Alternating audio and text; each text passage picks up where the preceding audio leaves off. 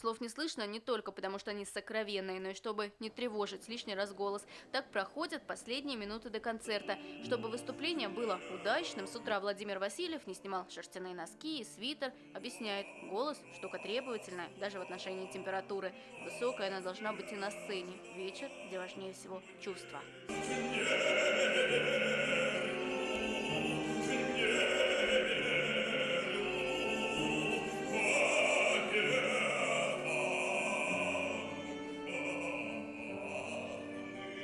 Меня, когда педагог спрашивал во время обучения, ну, о чем ты поешь? Я всегда говорил про любовь. Даже самый жестокий романс, даже самый трагичный романс, он всегда про любовь к женщине, про любовь к родине, к всему прекрасному.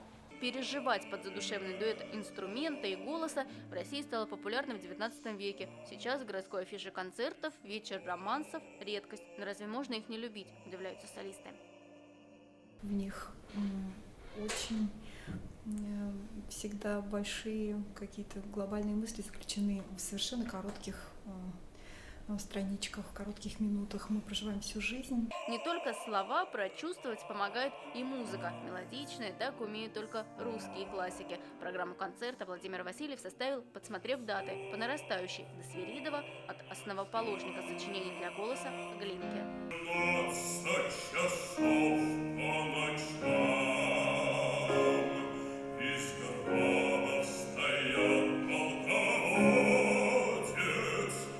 А мечта и задача на ближайшее время – расширить рамки, показать программу и в других городах Татарстана, чтобы без такой музыки публика больше не могла.